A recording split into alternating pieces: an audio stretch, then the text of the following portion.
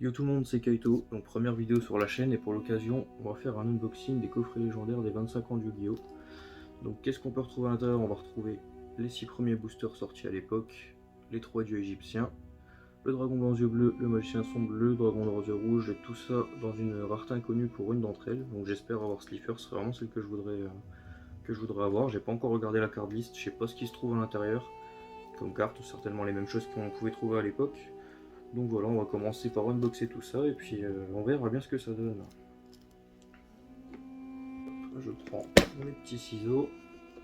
On va essayer de pas abîmer le packaging quand même, parce qu'ils vont faire un effort, c'est quand même assez joli. Hop. Du coup, la boîte se présente comme ça. Là, comme on peut voir, un bel effet holographique sur la boîte. On va ouvrir tout ça et nous verrons bien. Alors là, on a les cartes promotionnelles. Donc on va découvrir tout de suite quelle carte j'ai eu en rareté spéciale des 25 ans. Et c'est Slifer, et c'est exactement celle que je voulais, je suis super content. Donc voilà, elle est magnifique, nouvelle rareté. On voit également, je sais pas si on va bien le voir à la caméra, mais ils ont fait un symbole des 25 ans en bas de la carte, comme ils avaient fait à l'époque pour les speed duels, je me souviens. Donc voilà, donc très content, j'ai réussi à avoir le Slifer que je voulais, je suis plutôt content. Hop, donc on va passer au déballage des boosters maintenant. Donc on va commencer par le premier, le classique, la légende du dragon blanc aux yeux bleus. Donc les boosters, j'en ai déjà ouvert une boîte, donc je vais pas trop faire attention aux emballages, je les ai gardés sur les autres, mais là, ce qui nous importe, c'est les cartes qu'on va y trouver à l'intérieur. Hop, alors, on a Inotama, Géant Itetsume, Armure Canon Laser, Terra le Terrible, donc là une rare, Germignoble, Épine des Ténèbres, élévateur de chaleur corporelle et électrofouet. Rien de bien terrible pour ce pack là malheureusement. J'aurais bien aimé avoir un dragon blanc aux yeux bleus, mais à mon avis le taux de drop doit être assez faible. Sachant que sur l'autre boîte que j'ai ouverte, j'avais pas droppé grand chose non plus. Donc l'impératrice juge, l'ogre de pierre grotto, Yado Kale, le garçon étoile en rare, violent orage en holo, scorpion d'acier, dard assassin, le crâne chevalier et le dragon des ténèbres pour celui-ci. Donc toujours pas de cartes ultra rares pour le moment. On va passer au maître des magies, un booster que j'adore d'ailleurs. La cover, je l'ai toujours trouvé super stylé et le vert ça rendait plutôt bien avec le côté holographique sur le côté.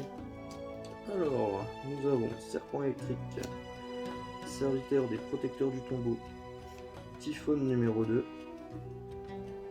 miroir de fée. Alors, le Senju aux 1000 mains, je me rappelle pas de cette carte d'ailleurs, en rare. Donc là, on a l'approche des ténèbres, péage, corbeau à fouet et la cloche de cérémonie. Bon, je commence à avoir peur sur cet opening de pack, j'ai l'impression qu'on va pas tomber sur grand chose d'exceptionnel malheureusement. Donc là, les serviteurs du pharaon, on y va. Alors, rafale. Broyeur magique de type 0, qui sera en délai, éclaireur du ciel, donc on a drainage magique en rare, émeute majeure, chauve-souris sinistre, inspection, vermine bubonique, toujours rien de fantastique, je vais assez vite à les déballer parce que j'ai pas beaucoup de batterie sur la caméra et j'espère quand même avoir une belle surprise avec vous aujourd'hui. On y va, donc Agido, invocateur de l'arsenal, Panda Kyakugile, Chicle jaune, scorpion noir. Alors on a contrat avec les abysses en rare, Zork le maître des ténèbres en holo, ça fait plaisir.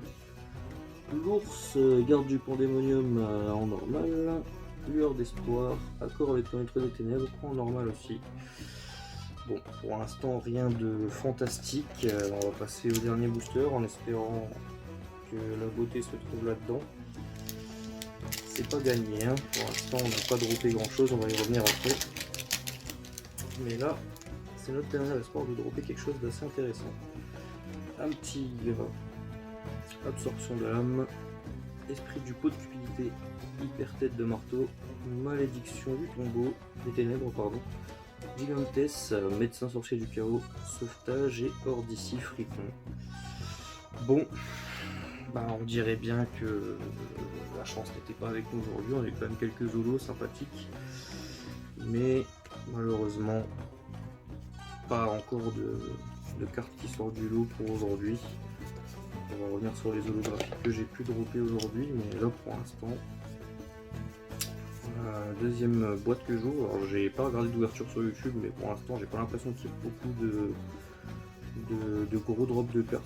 Enfin, j'ai vu quelqu'un qui avait fait quand même une belle pioche sur les parties d'Exodiac, il y en avait eu 2 ou 3 je crois sur une dizaine de packs d'ouverture de Légende du Dragon Blanc aux yeux bleus. C'était déjà pas mal. Donc on aura toujours eu Zork en holographique. J'ai toujours plaisir, c'est toujours sympa, je vais la mettre sous sleeve tout de suite. Hop. Mais malheureusement, pas de grosses cartes tirées aujourd'hui, à part le slipper que je voulais dans la rareté parmi les cartes promotionnelles, mais rien de fantastique aujourd'hui. Bon alors, petit débrief de ce qu'on a pu dropper dans ce coffret légendaire, pas grand chose d'intéressant malheureusement. On avait eu Violent Orage en holographique, qui est une carte quand même assez jolie, même si c'était pas forcément parmi les cartes que je recherchais dans le coffret. Donc voilà, on a eu aujourd'hui 2 zolos, donc Zork et Violent Orage, ce qui est pas terrible, mais j'ai quand même pu avoir le slipper que je voulais en rareté, la rareté spéciale qu'ils ont inclus pour les 25 ans. On peut voir un petit peu à la lumière qu'ils ont rajouté un petit sigle des 25 ans en bas au niveau de l'effet. Enfin, même s'il n'y a pas d'effet sur slipper, mais vous m'avez compris. Je trouve qu'ils ont vraiment fait un gros taf sur la brillance de la carte. Elles sont magnifiques, ça me fait un peu penser aux brillances qu'on retrouve dans les jeux vidéo d'ailleurs. Voilà, donc du coup, un petit peu déçu de cette ouverture de pack, malgré la carte promotionnelle que je voulais. C'était pas ce qui allait me faire tout mon pack, évidemment. Là, je pense pas en rouvrir d'autres parce que ça reste quand même une certaine somme pour le coffret. Mais bon, ça reste toujours sympa de faire des petites ouvertures, surtout de retrouver les boosters qu'on avait à l'époque. Quand tout a commencé avec Yu-Gi-Oh! Quand j'étais plus petit aussi. C'est plutôt cool qu'ils nous aient refait cette surprise de nous ressortir les anciens boosters. Bon, pour revenir un peu sur le packaging avec les 3 dieux égyptiens. Donc là on avait tous ces boosters là à l'intérieur. Donc la légende du dragon blanc aux yeux bleus. Metal Raider si je dis pas de bêtises, ouais. Le maître des magies, serviteur du pharaon, la crise des ténèbres et l'invasion des ténèbres. Donc voilà, pour ceux que ça intéresse, c'est plus ou moins dans les alentours de 35 €. Donc après à l'intérieur, mis à part les boosters et les cartes promotionnelles, ils n'ont pas rajouté de goodies ou quoi que ce soit, c'est vraiment juste les cartes et les boosters.